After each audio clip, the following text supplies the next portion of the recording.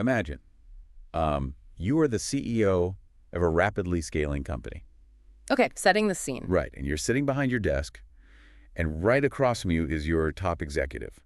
The right-hand person. Exactly. This is someone who, you know, bleeds the company colors. I mean, they are in the office from 6 a.m. to 10 p.m. every single day. Dedicated. Incredibly dedicated. Yeah. They know everyone's name, they organize the offsites, and culturally, they are just beloved by the team. But there's a catch, right? A massive, undeniable problem, actually. They are completely failing at their actual job. Yeah, that happens so often in hypergrowth. Right. The company has simply outgrown their specific skill set, and the metrics are plummeting. And if you don't replace them, the whole company might actually collapse. I mean, it is the ultimate nightmare scenario for a leader because biology and structural reality are about to, well, violently collide right there in that office. Biologically, I'm looking a friend in the eye, you know? Yeah, your empathy's just screaming at you.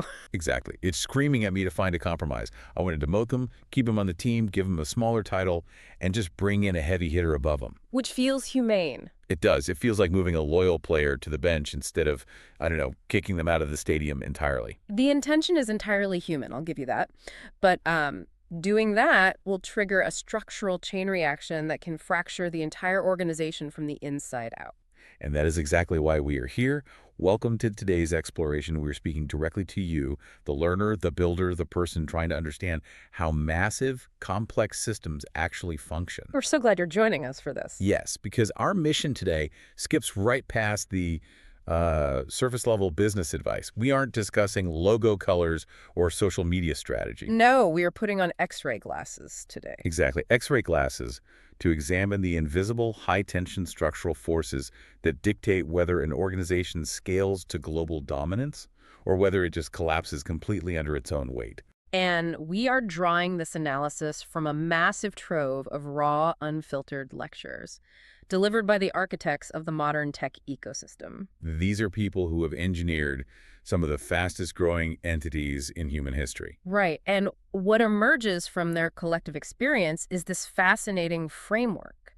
Basically, scaling an organization is almost identical to managing the physics of a massive skyscraper. Because you can't just, stack glass and steel and hope it holds. No, you are constantly managing three distinct forces. Right. First, there's the internal pressure. The people, the management mechanics, the psychological friction of the team. Exactly. Second is the structural integrity over time, your retention mechanics. Does the building hold water or does it leak? And third, the external forces pulling you upward, like algorithmic market forces, search engine optimization, the actual engines of growth. But the thing is, most observers only look at the third force. Yeah, everyone just wants the upward lift. They do. They want to bolt a massive rocket engine onto the roof to achieve hypergrowth.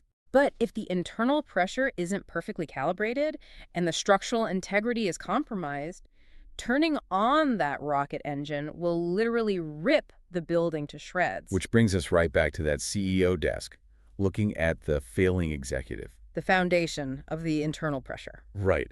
The source material, specifically a brilliant lecture on management mechanics, zeroes in on a singular vital rule for navigating this exact moment. And it's a hard rule to follow. When making a critical decision, you cannot view it just through your own eyes. Or even the eyes of the person sitting across from you. Exactly. You have to view it through the eyes of the entire company. You have to project how a localized decision alters the physics of the entire building. So let's look at the structural reality of that demotion instinct we talked about. Okay, let's break it down. This failing executive was brought in early, which means they likely hold a significant piece of equity. Let's say 1.5% of the entire company. That is massive compensation in a scaling startup. Now, put on the X-ray glasses and look through the walls to the engineering department. Right, look at your brilliant, top-performing new engineer. The person who is actually shipping code, driving revenue, and carrying the product forward today. But because they joined later, they might only hold, 0.1% equity? Exactly. Oh, I see where this is going, and it's brutal.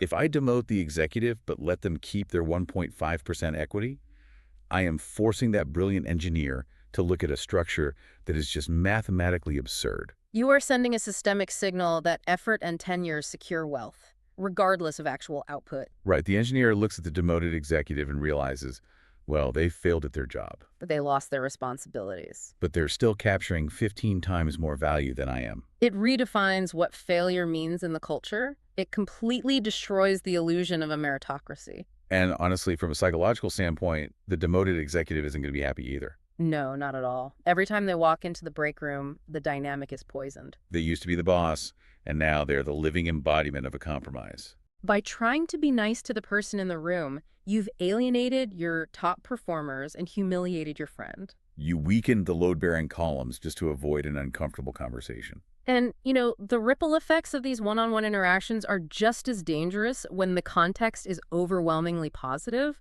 Like the scenario of the requested raise. Yes. This one is insidious because it disguises itself as a massive win. An excellent employee comes into your office, they're legitimately performing well, and they ask for a bump in salary. You want to retain them. You have the budget, so obviously you grant the raise. The lecture notes this specific visual. The employee leaves the office thrilled, doing a literal victory dance down the hallway. The shmoney dance, right? Yeah, exactly. And the immediate feedback loop tells you that you are a benevolent, effective leader. You just solved a retention risk. But you're violating the rule again. You're not looking at the people outside the room. Let's think about the quiet engineer sitting in the corner. Let's call her Sarah. Okay, Sarah. Sarah is actually performing 20% better than the person dancing down the hallway. But Sarah is introverted. She hates negotiation. She puts her head down and believes her work will just speak for itself. What happens when Sarah realizes what just occurred? Because, let's be honest, compensation is never a sealed vacuum. No, information always leaks. Always. She realizes the company doesn't actually evaluate performance. The company evaluates lobbying. The structural realization for Sarah is devastating. The leadership won't proactively recognize her value. They will only react to demands. You have inadvertently taught every single employee that their fiduciary duty to their own family requires them to constantly badger you for money. You transition from a mission-driven organization into a political arena. Everyone starts optimizing for visibility rather than actual output. So what is the mechanical fix here? Because the culture of modern tech startups usually actively rejects anything that feels like corporate bureaucracy. Right. People want that chill, organic, low-stress environment. The yoga and organic snacks vibe. The ultimate paradox of management is that protecting a chill, organic culture requires the implementation of rigid, unyielding, formal processes. It sounds counterintuitive. Startups despise performance review cycles. They feel so artificial. They do. But a formal process is the only structural shield you have against the squeaky wheel syndrome. So when the employee asks for that off-cycle raise, I have to be willing to kill the immediate good vibe. Yes. Yeah. You have to say, I value your work, but we do not make ad hoc compensation changes. We have a formal review cycle in 3 months. I will evaluate your output, I will evaluate your peers, and the compensation pool will be distributed strictly based on merit. Exactly. That boundary provides safety for the entire company. It allows the introverted top performer to focus entirely on their work. Confident that the invisible architecture of the company will fairly weigh their contribution without requiring them to become a slick negotiator. Right. And we're talking about managing the psychology and equity of, say, 50 or 100 software engineers here. The tension is high, but the stakes are mostly financial. But what happens when the stakes are literal life and death? Exactly. Let's dial the magnification up to the absolute extreme limit. The source material uses a historical case study to illustrate this concept of multi-perspective structural management. And it is arguably the most intense management environment in human history. We need to look at the Haitian Revolution and the leadership mechanics of Toussaint Louverture. And to understand the architecture of his decisions, we really must objectively examine the raw data of the environment he was operating within. The numbers are absolutely staggering. Over the 400-year history of the transatlantic slave trade, roughly 1 million enslaved people were brought to the United States. Which is an incredibly tragic baseline. Yes, and by the end of the Civil War, that population had grown to about 4 million. That is the baseline for one of history's darkest chapters. But then you look at Santo Domingo, the French colony that would become Haiti. 2 million enslaved people were brought to that single island. And by the time the revolution sparked, only 700,000 had survived. The colony operated as a geopolitical machine fueled entirely by human consumption. The survival rates indicate a system optimized entirely for extraction, without any regard for human sustainability. And Toussaint Louverture was born into this exact machinery. Yet, his response as a leader was not simply destruction. Right, he engineered a specific three-tiered structural vision. First, end slavery entirely. Second, take absolute sovereign control of the territory. But the third goal is where the management genius truly emerges. He intended to build a one-class economy that could compete on the global stage. Because he understood that political freedom without economic power is incredibly fragile. Exactly. To construct that world-class economy out of the ashes of a revolution required decisions that defied every human impulse of the people surrounding him. Let's analyze the first major pivot. Toussaint's forces wage a brutal war. They defeat the local plantation armies. Then European empires try to seize control of the chaos. And Toussaint militarily defeats the Spanish, the British, and the French forces. Now put yourself in the shoes of his generals. You have just bled to defeat the empires that enslaved and tortured your families. The standard operation procedure for a victorious army in the 18th century is execution and pillaging. The immediate overwhelming pressure from the room, his army is for vengeance. But Toussaint applies the rule. He views the decision through the eyes of the future nation he is trying to build. He evaluates the European armies not as a defeated enemy, but as a repository of advanced military and intellectual capital. Wow. So he looks at the French officers and basically says, your culture built the system that enslaved us, but your military science and engineering are vastly superior to what we have right now. So instead of executing them, he recruits them. That's wild. He places the enemy's brightest minds into his own command structure. It is a deliberate integration of intellectual culture. Satisfying the immediate emotional desire of his troops would have decapitated the exact expertise the new nation required to defend itself against future invasions. But I have to push back hard on the next example from the deep dive, because this is where the theory feels like it should just snap in half. Okay, let's hear it. Let's talk about the plantation owners. Toussaint defeats them. Slavery is abolished. He mandates that the former owners must now pay wages to their workers. So far, completely logical. Yes, but then he allows them to keep ownership of their land. And to top it off, he actively lowers their taxes. I know, it sounds insane. If I am a soldier who just won my freedom, I am ready to burn that plantation to the ground. I would rather live in poverty than watch my former master get a tax break from the leader I just bled for. How did his own army not assassinate him for that? The political friction was immense, obviously, but Toussaint was running a ruthless macroeconomic structural analysis. Okay, walk me through the math. Let's look at the island's cost structure through the lens of international mercantilism.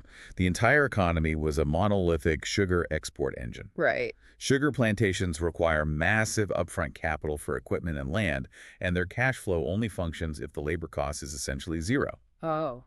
So the moment Toussaint forces them to pay wages, their profit margins instantly evaporate. The math becomes terminal.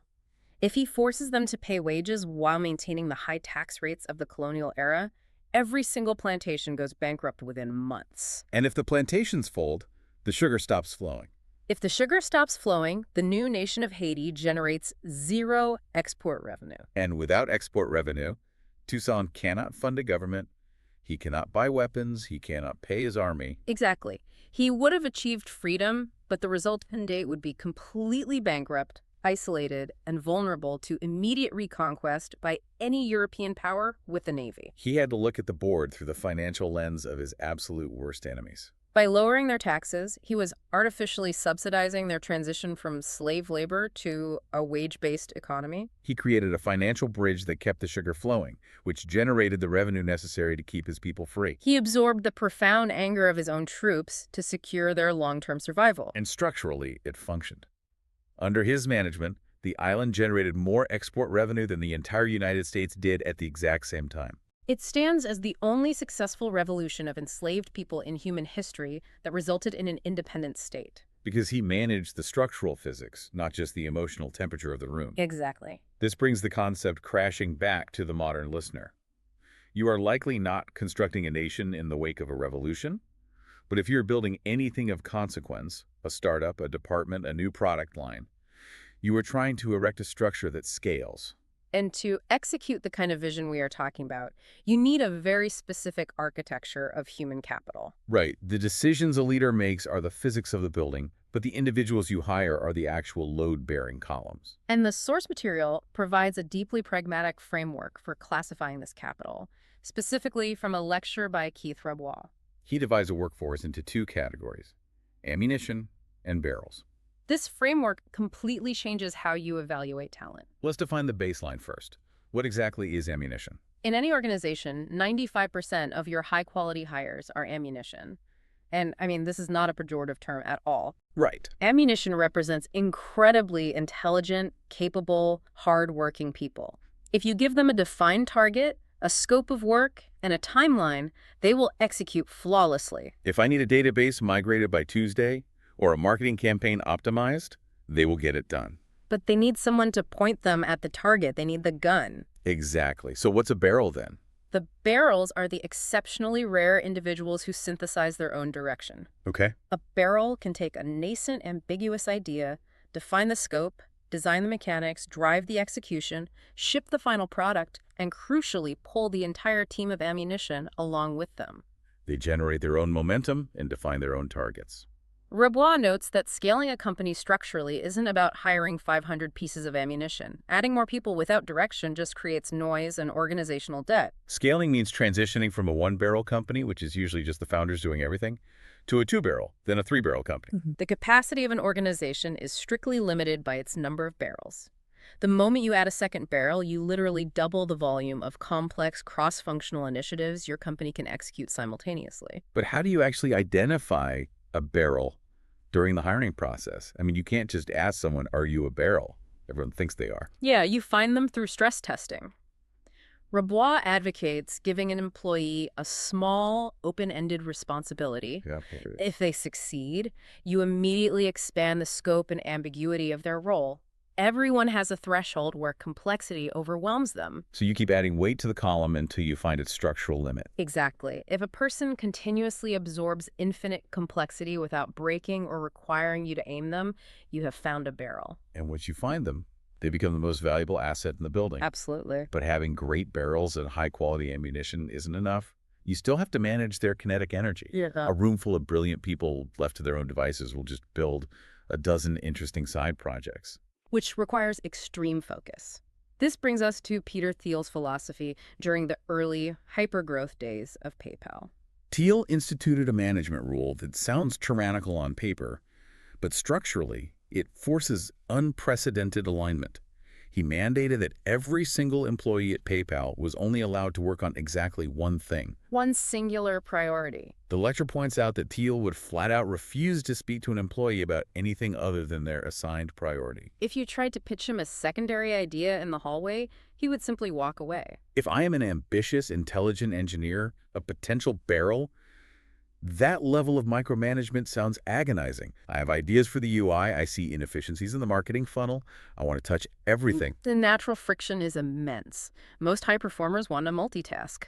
They equate spreading their attention across the business with increasing their overall value. But look at the organizational physics. In a typical company, everyone is working on 3 or 4 initiatives at once. Priorities overlap, resources clash, and kinetic energy is completely diluted. You get a dozen half-finished projects just inching forward. It's like trying to knock down a concrete wall by hitting it with 1,000 ping pong balls. By forcing every single person to have only one focus, Thiel eliminated priority friction. If your singular directive was solving fraud, you woke up every morning and slammed all of your intellectual weight against the wall of fraud until it broke. The kinetic energy of the entire company was laser-focused, penetrating specific barriers sequentially, rather than spreading out into a weak, diffuse wave. Total structural alignment. But maintaining that human architecture brings up one of the most intense, contentious debates in the tech ecosystem. We have to look at the math of retaining these barrels, or more specifically, the math of what happens when they leave. The 90-day option dilemma. Yes, this is where human empathy and structural fairness violently collide. In the standard startup model, compensation relies heavily on stock options. If an employee leaves or is fired, standard practice dictates they have a 90-day window to exercise their vested options. Right, and if they don't buy the stock within 90 days, those options just vanish. Let's break down the mechanics of why this is so painful. Say I joined early, my options have vested. On paper, the company's valuation is skyrocketed, and my options are worth, say, $10 million. Sounds great on paper. But an option is just the right to buy the stock at a set strike price. To actually get the stock, I might have to write a check for $500,000 to the company. And that is only the beginning of the friction, because the IRS views the difference between your strike price and the current valuation as profit. Right. So exercising those options triggers the alternative minimum tax. Even though the company's still private and I can't actually sell the shares to anyone, the government says I owe taxes on $9.5 million of phantom profit. Yep, so you might need $2.5 million in cold, hard cash just to take possession of the shares you supposedly earned. A liquidity requirement that almost no standard employee possesses. Exactly. So if I burn out, or if my skills no longer match the company's needs and I get fired, I have 90 days to find $2.5 million. If I can't, I forfeit the $10 million I bled for over the last 4 years. Sam Altman has argued this is fundamentally unjust. He essentially says it forces people to stay trapped in jobs they hate simply because they aren't rich enough to leave. He advocated for extending that window from 90 days to 10 years. It is a deeply empathetic view of the individual. But the analysis from Horowitz forces us to put the X-ray glasses back on and examine the macro structure. Right, the cap table. The ledger of who owns what percentage of the company is not infinitely elastic. Startups dilute their equity by roughly 6 to 10% every year just to issue new options to hire new talent. Equity is a finite, highly precious resource. So what actually happens to the options if the departing employee can't exercise them? They don't just evaporate. They're recycled. They drop back into the company's unallocated equity pool. And what does the company do with that recycled equity? They use it to reward the employees who stay. Exactly. They use it to hire the crucial new VP of engineering who will take the product to the next level. The structural reality is completely zero-sum. It is entirely zero-sum. If you extend the exercise window to 10 years, you are allowing someone who has abandoned the mission to permanently occupy a massive piece of the cap table. They are capturing the upside generated by the people still grinding in the building while contributing nothing themselves. It sounds incredibly harsh to frame it as rewarding people who left, but mathematically that is exactly what is happening. If I am the engineer working till midnight on a Friday and I know that a massive chunk of the company's wealth is locked up by a guy who got fired 3 years ago, I'm going to become deeply resentful. It is a brutal retention mechanic. As a leader, you are forced to make a cultural decision.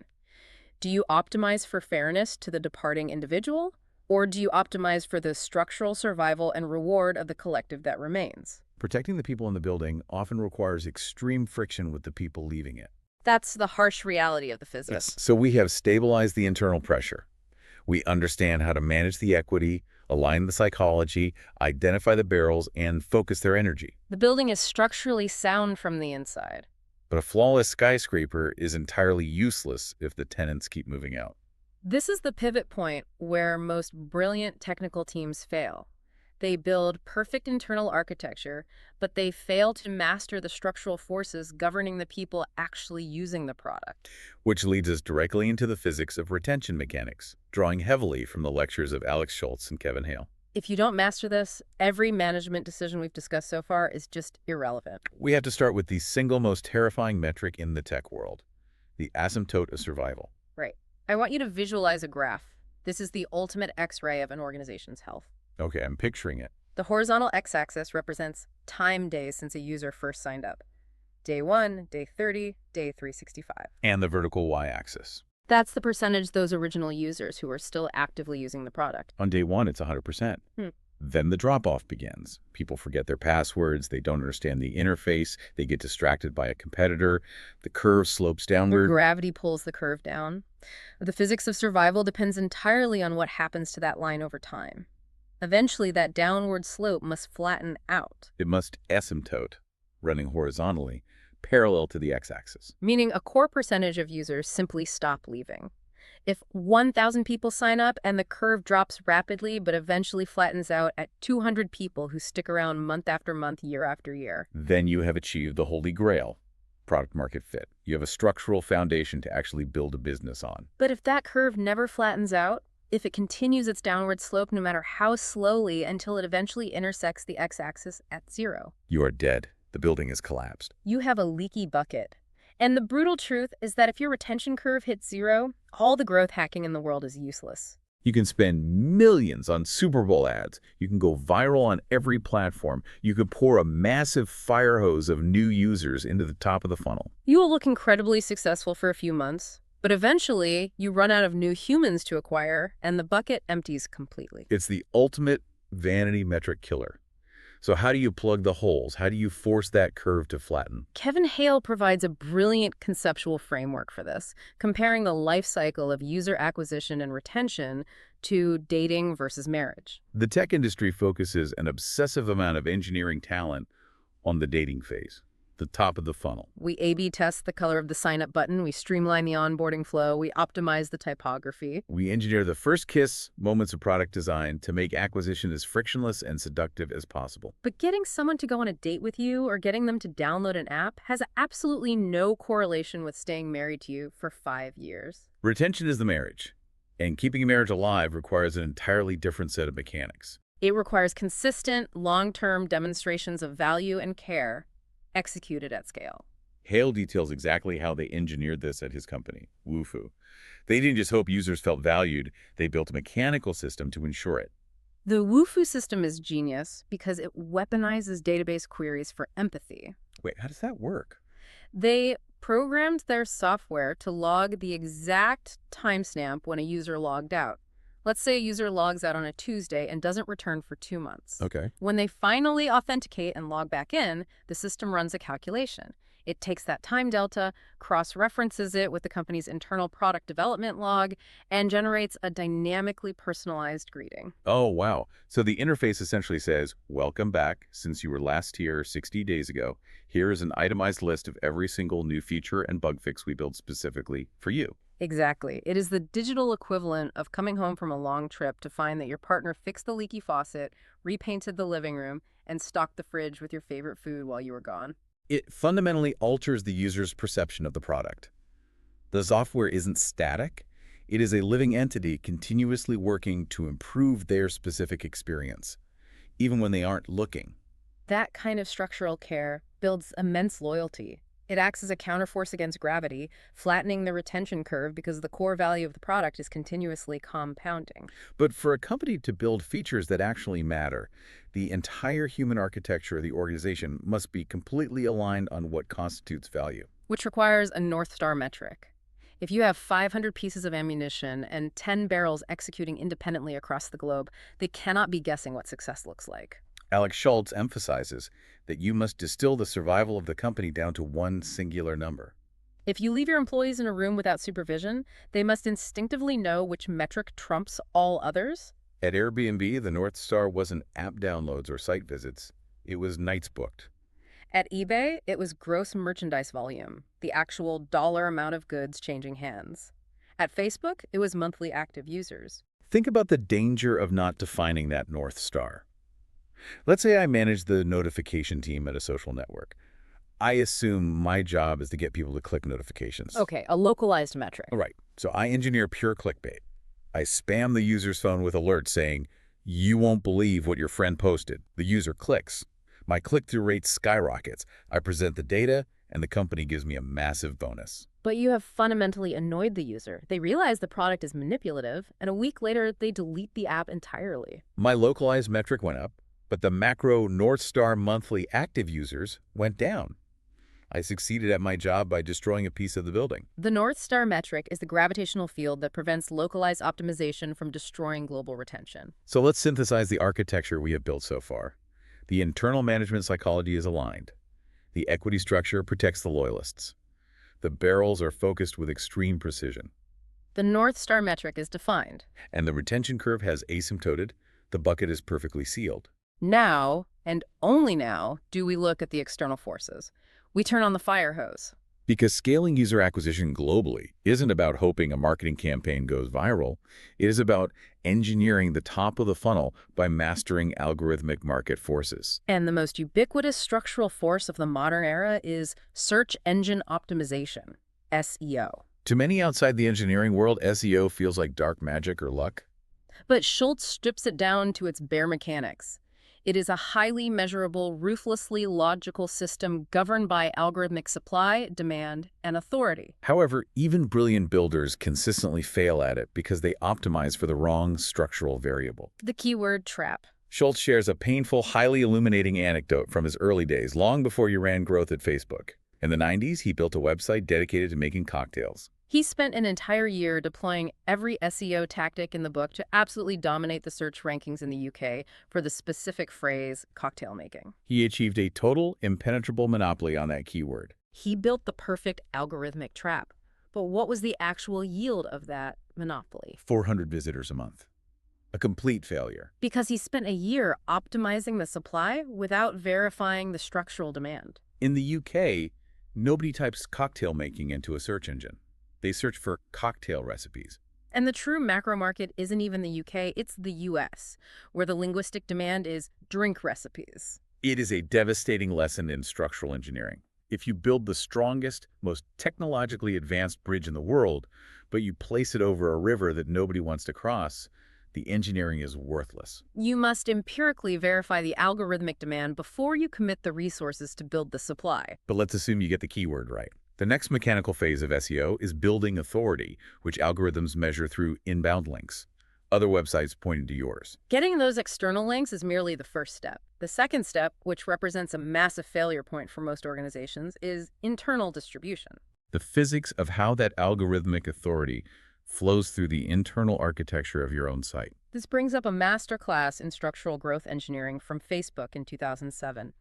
They launched public user profiles, aiming to rank on Google so that when you searched a person's name, their Facebook profile was the first result. They had massive inbound authority.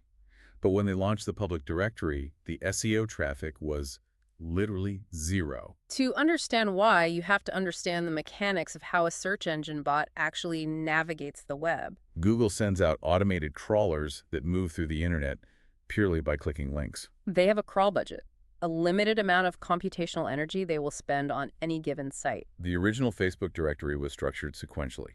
Page 1, page 2, page 3. The Google bot would hit the directory, click through the first 20 pages, exhaust its crawl budget, and stop. It could only index a microscopic fraction of the millions of profiles. Think of algorithmic authority like water pressure entering a building. Facebook had a massive water main connected to the lobby, but they left all the valves to the upper floors closed. The pressure just pooled at the front door. The fix was breathtakingly simple, but it required a deep understanding of the bot's physics. They abandoned the sequential pagination and simply added a single more link at the bottom of the directory. That more link structurally distributed the directory laterally rather than vertically. It acted as a manifold, allowing the Google bot to continuously follow an interconnected web of links, spreading the algorithmic link juice evenly across millions of profile pages simultaneously. By simply unblocking the internal flow of authority, Facebook saw a 100x increase in SEO traffic almost overnight. That is the fundamental difference between a marketer and a growth engineer. A marketer tries to buy more external traffic. A growth engineer removes the internal friction, limiting the system's natural physics. And this philosophy of engineering structural systems rather than brute-forcing labor applies directly to international expansion. When Facebook needed to expand outside the US, they were facing intense, localized competition. Clones in Europe and Asia were copying their interface. They needed to launch in 100 different languages rapidly, but standard translation is a massive bottleneck. Hiring professional localization teams for every dialect on Earth takes years and millions of dollars. So they applied their engineering mindset.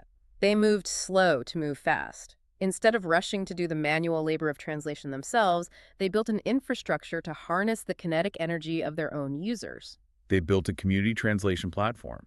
They allowed bilingual users to log in, view strings of English text, and submit their own localized translations, voting on the best ones. By building the system rather than doing the work, they engineered a massive force multiplier. The result was that the community translated the entire Facebook interface into French in 12 hours. And that exact same system seamlessly scaled to support over 100 languages globally. We are reaching the analytical peak of this exploration.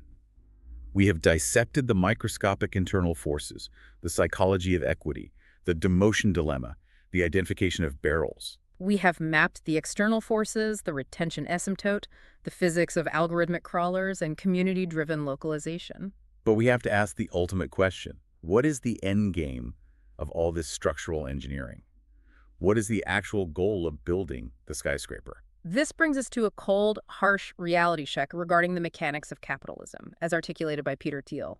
We have to look at the concept of escaping the trap, And the vital difference between creating value and capturing value.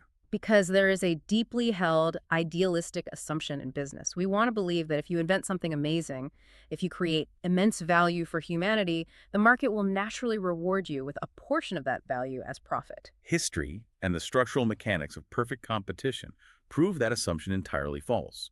Creation and capture are independent variables. You can invent something that alters the trajectory of the human race and still die penniless. The ultimate example, the Wright brothers. They unlocked the sky. They created incalculable value, but they captured almost zero financial reward. Or look at the modern legacy of their invention. Thiel points to the U.S. domestic airline industry. The airlines generate roughly $195 billion in revenue. But historically, their profit margins are razor thin, often negative. They generate hundreds of billions in value, but keep almost none of it. Why? Because the airline industry is trapped in a state of structural hyper-competition. It is a commodity market. They are forced to constantly undercut each other on price just to fill the seats. Every ounce of value they create is passed directly to the consumer in the form of cheaper flights, while the organizations themselves struggle to survive the internal pressure. Compare that dynamic to a company like Google. At the time of Thiel's lecture, Google was generating roughly $50 billion in revenue, a fraction of the airline's gross. But they were keeping massive, unprecedented profit margins. They captured the value because Google is effectively a monopoly. They own the entire structural apparatus of search, meaning they don't have to bleed themselves dry competing on price. If competition destroys profit, as Thiel provocatively argues, how do you engineer an escape? How do you ensure your skyscraper actually captures the value it generates? You do through vertical integration. Look at Elon Musk with SpaceX and Tesla. He didn't achieve dominance by discovering a magical 10x breakthrough in battery chemistry or inventing a warp drive. No, he achieved dominance by mastering complex, vertically integrated monopolies. Let's analyze the traditional aerospace supply chain. A legacy player like ULA relies on a massive fragmented web of independent subcontractors. One company builds the avionics, another casts the O-rings, another designs the thrusters. Every single entity in that chain extracts its own profit margin, and the friction of integrating those components makes the final rocket incredibly expensive and slow to iterate. SpaceX didn't just design a rocket.